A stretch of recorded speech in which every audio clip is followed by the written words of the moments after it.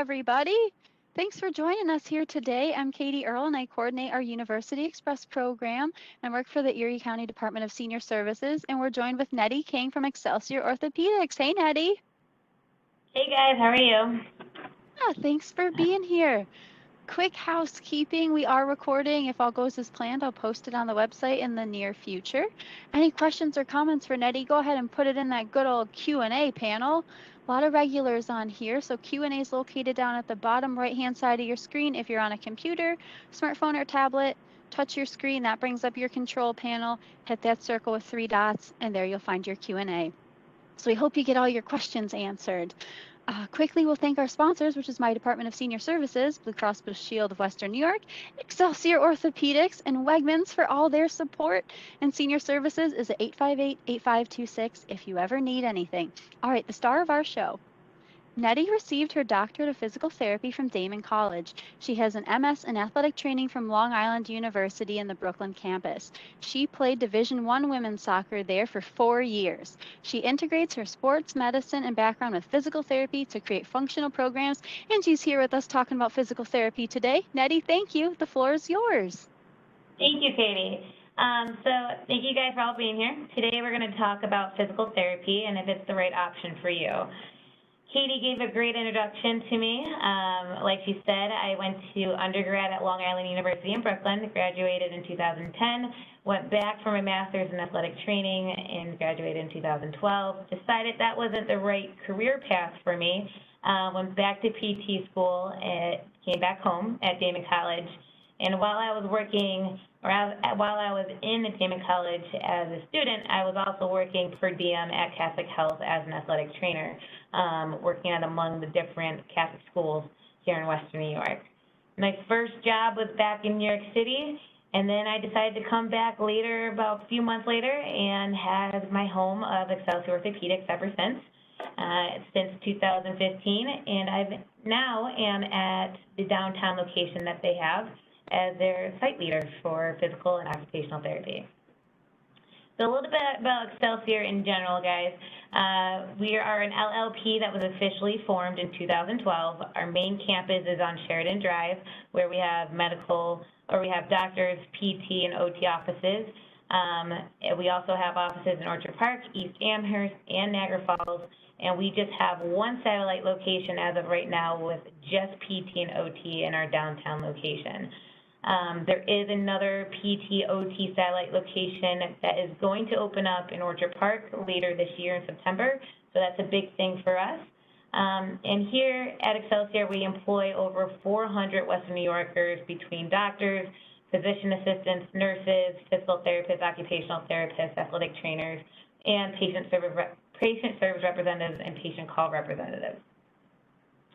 So what does Excelsior actually do? We house orthopedic doctors and surgeons. Our orthopedic doctors and surgeons are doctors that work on musculoskeletal conditions such as muscles, joints, bones, ligaments. And as you have over 200 bones in your body, if you have not seen an orthopedic specialist at this point, I am very, very impressed. We do have x-rays, MRIs. We house our own Buffalo Surgery Center, so we do surgery right on site. We have a concussion unit, durable medical equipment, so if you need a splint or brace, you will be going to that department. We also house sports medicine and training, as well as a wellness center with nutritionists. As you know, we have physical therapy and occupational therapy, and we also have an SRS, which is called our Specialized Recovery Suite. Our SRS is, I want to say, about 4 or 5 years old at this point, where we have patients that have total knees, total hips, or total shoulder surgeries. They have it right with our affiliated hospitals, but instead of going to a subacute unit or instead of staying in the hospital, you're going to a recovery suite that is from Excelsior Orthopaedics, and you're having physical therapy that day. You're going home the next day, but then physical therapy for a bundled package for at least 13 more visits. So what is physical therapy? Physical therapy is care for the prevention or the preservation, enhancement, or restoration of movement. It is therapy for physical function that is impaired or threatened by disease, injury, or disability. Physical therapy utilizes therapeutic exercises, physical modalities. We evaluate if you need an assistive device. We do a lot of patient education, and there is a form of manual intervention with each visit that you have and what we see you with. So what is physical therapy? Physical therapy is, we are basically movement experts who basically improve your life through prescribed exercises, hands-on care, and patient education. Physical therapists diagnose and treat individuals of all ages, from newborns to the end of life. We have many patients that have injuries, disabilities, and other health conditions that need to be treated, but we also care for people who simply want to become healthier and prevent further injuries and further problems. Physical therapists examine each person and then individually develops a plan to improve their ability to move, reduce pain, restore function, and prevent disability. We work in a number of settings. You can see us in hospitals, which is our more acute setting, outpatient clinics, which is more of what we do at Excelsior Orthopaedics. We go to people's homes. We work in schools, sports and fitness facilities, and professional settings. We work in workplaces as well as in nursing homes. So what does the outpatient orthopedic setting look like? Basically, outpatient physical therapy is a treatment that focuses on improving the function of your musculoskeletal system. So when we're talking about musculoskeletal system, we're talking about your muscles, your ligaments, your bones, your joints, and your spine. So when we're talking about the muscles, we're talking about strains, ligaments, we're talking about sprains, bones, fractures, and joints, typically arthritis. So muscle strains. So a muscle strain, pull, or even a muscle tear refers to the damage to a muscle or detaching tendon. If you look to the bottom right corner, you'll see the different grades of muscle strains that you can have. You can have just kind of more of an injury to the muscle belly, but you can have a partial tear, or you can even have a complete tear of the muscle. If you have a complete tear of the muscle, that typically requires surgery to fix the affected part. You can put undue pressure on muscles during the course of normal daily activities, but with sudden lifting and during sports, you can tend to have muscle strains or injury to the muscle. Some of these symptoms that are included in muscle strains are swelling, bruising, pain at rest, weakness of the muscle, inability to use the muscle at all, inability to weight bear, and inability to target that specific muscle or joint when it's being used. Now, when we're talking about sprains, we're usually talking about ligaments. Ligaments are a tough, inelastic fiber made of collagen that connect two or more bones to a joint that are important for joint stability and proprioception. And basically, proprioception is your body's sense of where a limb is in position in terms of gravity and your surroundings. A sprain is when the ligament is stretched or torn. Ligaments are tissues that connect bones at a different joint, and they can be injured by a fall, by twisting it, or even getting hit. Often it's caused by a traumatic, abrupt force through the joint, which causes more range of motion through that joint that typically is there. Symptoms to a ligament sprain include pain, swelling, bruising, joint instability, difficulty bearing weight. You might even hear a pop or crack or snap when this injury occurs. So fracture. So a lot of times when people say they broke a bone, they're typically referring to a fracture. A fracture occurs when there's a high force or impact put on a bone. People break bones in sports injuries, car accidents, falls, or even from osteoporosis, which is basically the bone weakening due to aging. When a fracture occurs, it needs immediate medical attention. Symptoms that are included from fractures are severe pain, swelling, tenderness to touch, bruising, sometimes a deformity, difficulty bearing weight. There are different types of fractures, which you can see in the bottom right-hand corner. Typically, the fractures that require surgery are the ones that are displaced, meaning that there is some joint space between each bone, or there's different kind of segments to the bone that has been fractured. Those fractures that are not displaced can typically heal on their own, depending on the patient, and depending on the location as well. Arthritis. The general term of arthritis typically means inflammation of the joints. It can affect one joint or multiple joints all at once. There's many different types of arthritis, and there's many different types of treatments that are for each type of arthritis. The main arthritis that we see in the orthopedic setting is osteoarthritis and rheumatoid arthritis. Mostly occurs in adults over the age of 65. Typically, when you're saying you have osteoarthritis, you are in more pain in the morning compared to at night. Some of the symptoms when referring to arthritis is joint pain, stiffness, swelling, decreased range of motion, redness of the skin and of the joint.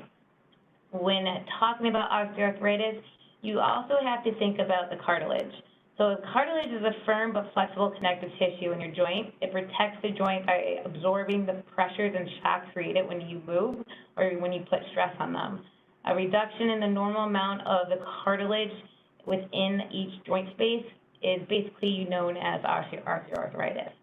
An infection or even an injury can cause more aggravation of the natural breakdown of the cartilage tissue, which means that your risk of developing OA does get higher as well if you do have an injury to that specific joint, if you are already diagnosed with arthritis.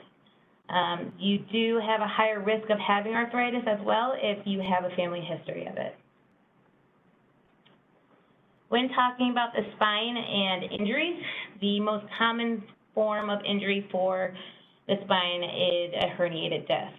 A herniated disc refers to a problem of one of the rubbery cushions that sits in between each individual bone of your spine. So if you look to the right-hand corner, you'll see a picture of the spine. You have the vertebrae stacked. Underneath, you have the disc, and then underneath, you have another segment of a vertebrae, and so forth and so on.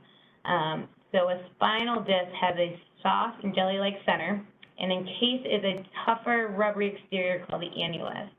So when you have a slipped disc or a ruptured disc, that nucleus is being pushed through a tear of the annulus, which is that tough, rubbery fiber that is of your disc. So if you look at the herniated disc kind of on your right-hand side, you'll see that that red indication right there that is protruding out would be more of a herniated disc. When you're thinking about a bulging disc, if you look above that, that annulus isn't fully completely out of the annulus and not pushing on any kind of nearby nerve. So there's a difference between a bulging disc and there's a difference between a herniated disc, as well as a thinning disc, which is also known as arthritis of the spine. And a herniated disc can occur in any part of the spine and can irritate nearby nerves. Some of the symptoms of a herniated disc are leg and arm pain, and this all depends on where the location of the herniated disc is. If you have a herniated or bulging disc in your neck, it will more often than not affect your arms, elbows, hands, compared to if you have a herniated disc or a bulging disc in your low back, it will affect your legs, knees, even into your feet. You do have a potential to have numbness and tingling if you have a herniated disc or a bulging disc. A herniated disc, and that disc is, that nucleus is bulging through the annulus. It can start to pinch on some nerves, causing the numbness and tingling. You might even get a burning sensation down your legs or down your arms, depending on where the herniated disc is located. And it can also cause some weakness because, as you may know, that the nerves kind of innervate different muscles throughout the body. So if you have pressure going into a nerve that's not normally there, it can cause weakness of that associated muscle that is related to that nerve.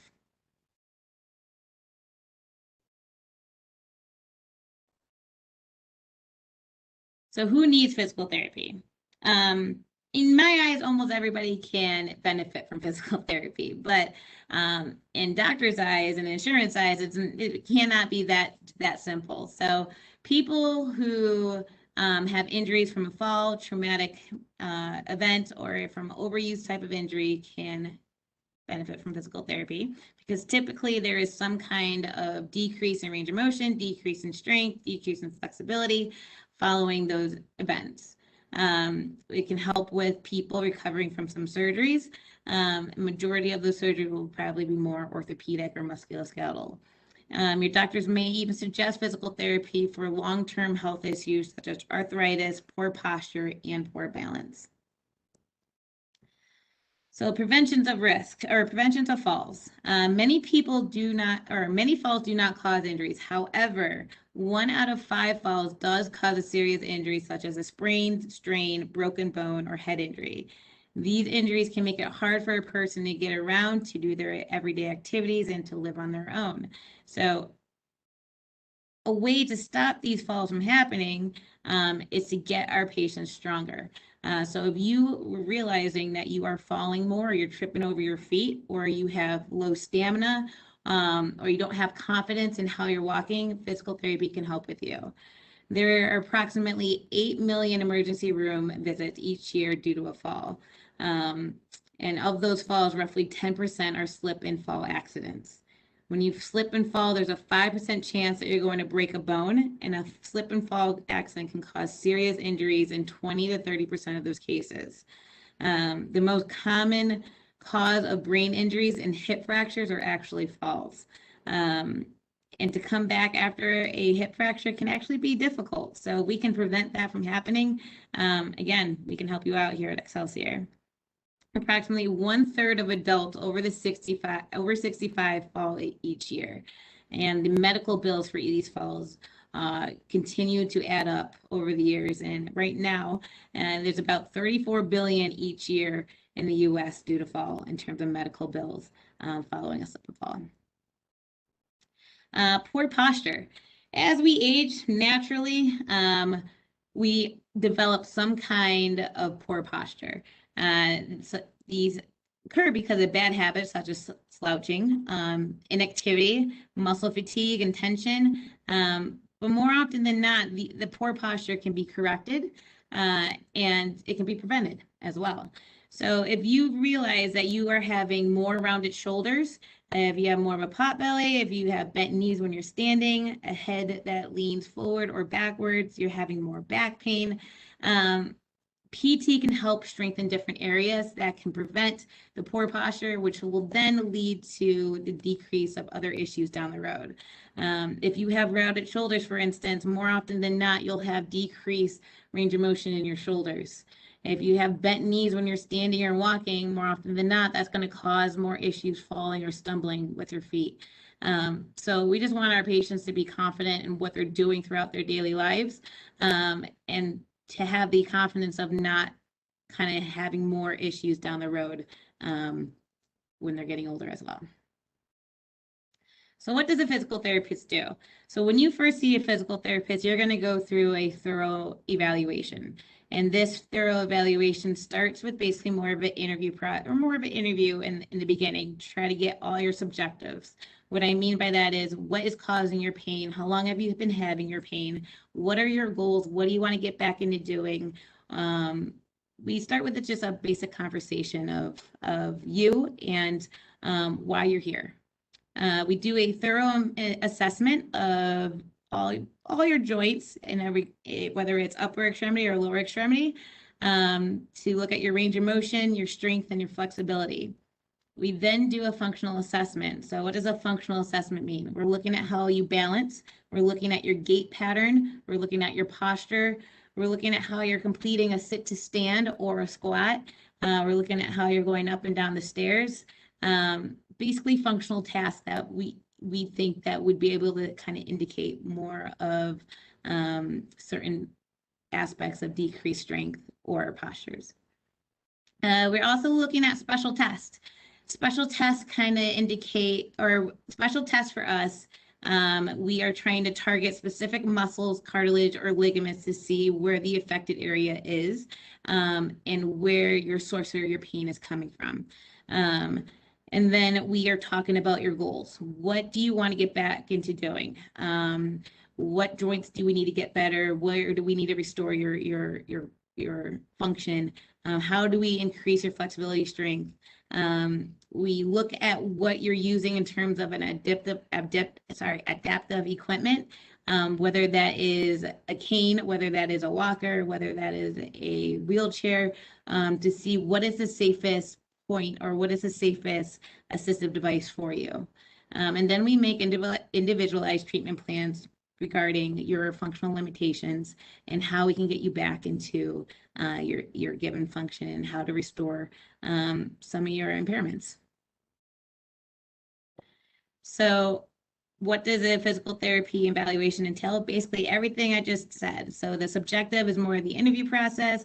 The objective is more the range of motion and strength. The assessment is testing what your cartilage, is it your ligaments, is it your bones that is causing the pain? And the plan is how many times would I like to see you? What are we going to be doing in PT? And what do you feel comfortable with? So the plan is always talk with the patient to make sure that the patient is involved with the process as we go forward. So here at Excelsior, every time that you come in for PT after your initial evaluation, we're asking you how you're doing. Is your symptoms getting worse? Are they getting better? How has the exercises helped you or not helped you from the previous session? So we get a good subjective point of where you're at currently. Then we go into some kind of cardio to kind of warm those muscles up. We always do some kind of core exercises, whether you're an upper extremity patient or a lower extremity patient. We found that people that have a weak core tend to have more proprioceptive issues. They tend to have a weak spine, which leads to postural issues. But the core is your foundation for everything. Your core is your foundation for your lower extremities, and your core is your foundation for your upper extremities. So there's always some kind of core exercises involved. We're working on your balance. We are doing some kind of therapeutic exercises, whether it's for strength, whether it's for flexibility. More often than not, it's for both, to be honest. We do postural correction and cueing and coaching with each exercise. And we do a manual intervention at the end or towards the middle of each treatment session. At the end of your treatment session, we will add in exercises if they were new for that day, if we feel confident that the patient's able to complete them at home independently correctly. So what kind of manual interventions are there? And what kind of manual interventions do we use here at Excelsior? We have joint mobilizations, we have stretching, we do soft tissue mobilizations. Soft tissue mobilizations and joint mobilizations are two different forms. Joint mobilizations is more of some quick oscillations to the joint with the objective of decreasing pain or increasing range of motion.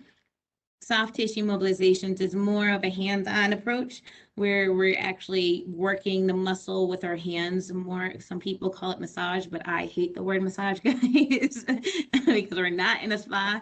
But it is more of a hands-on approach where we're working on the muscle belly to reduce any kind of scar tissue or any kind of adhesions.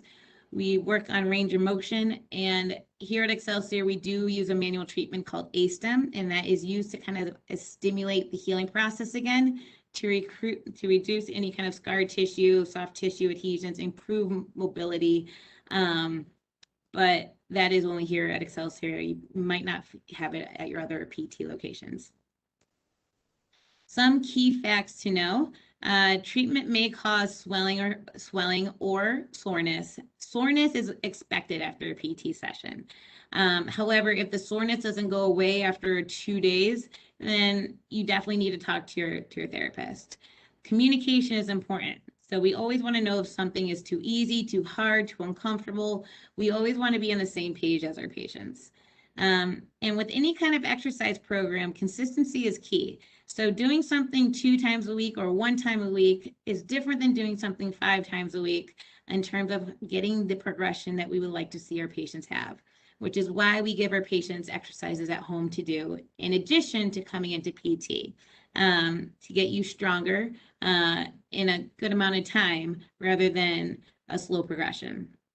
And we're interdisciplinary. So we work with OTs, we work with our doctors, our PAs, our primary care physicians.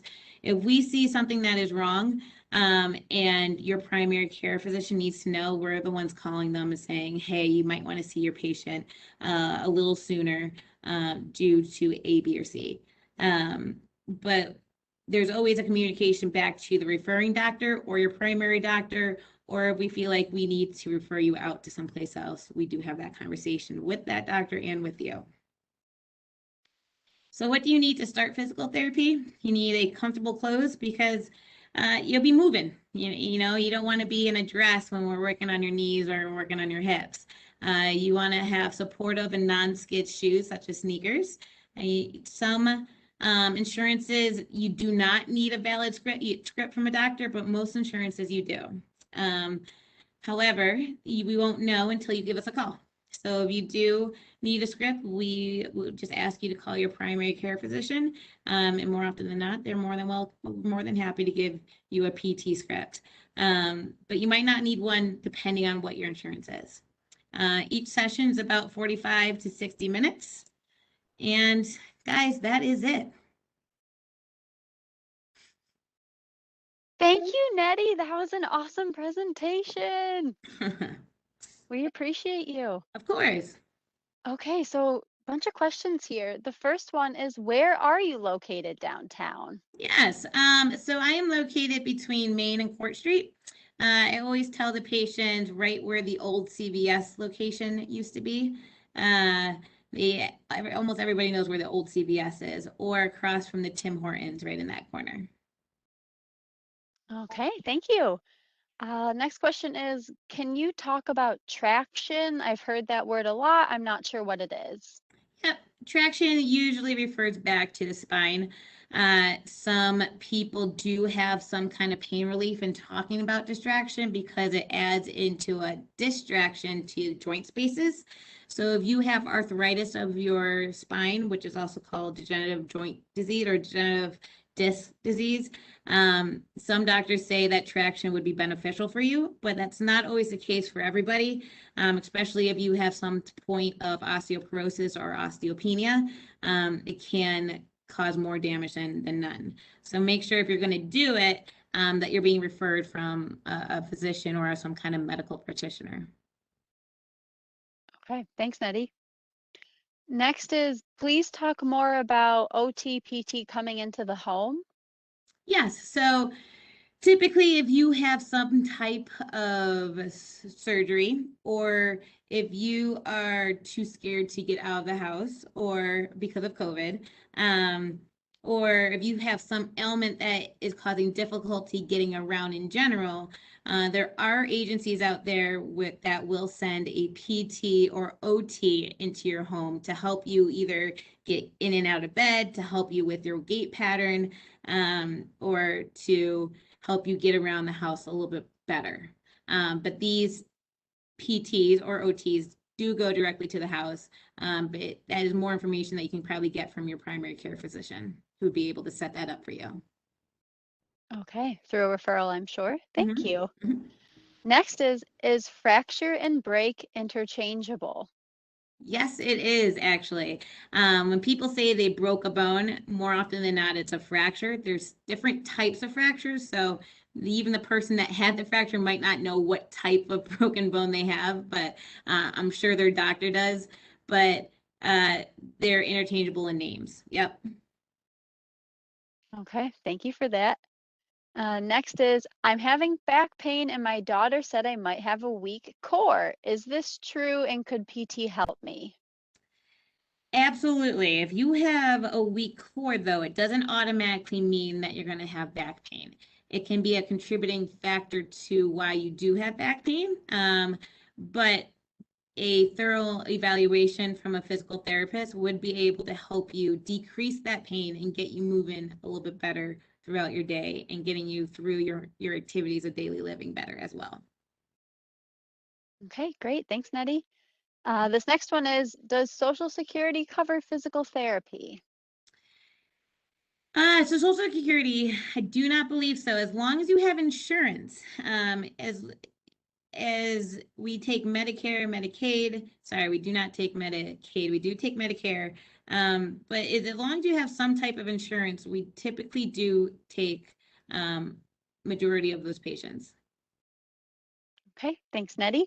And I'm just seeing one more thing here for now. It's a comment.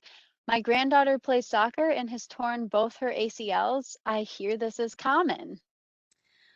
Unfortunately, ACLs being torn in women's sports is common due to the angle of our hips and the angle of our knees. More common in women compared to men, and more common in soccer compared to other sports.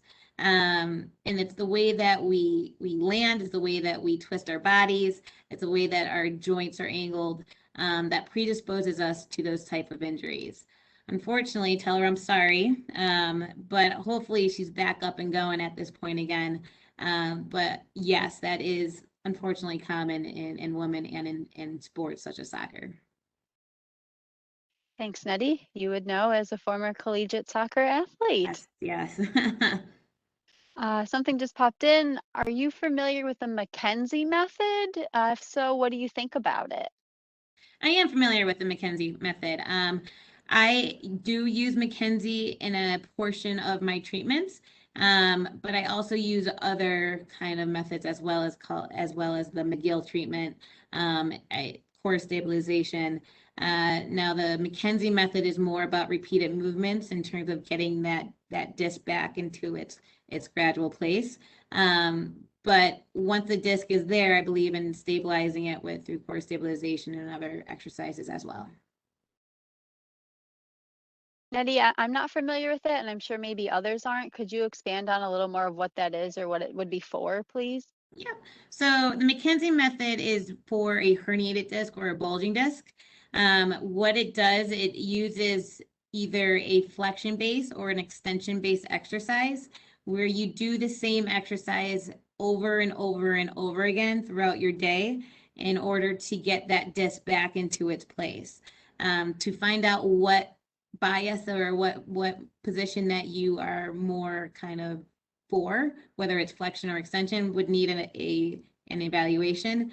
But for McKenzie, it's basically saying that you only need one exercise to fix your back problem. However, so I like to do a little bit more than just McKenzie with my treatments. All right, thank you for expanding on that. Makes sense. This question is, if the underlying problem is peripheral nerve damage and spinal stenosis, does PT have a role?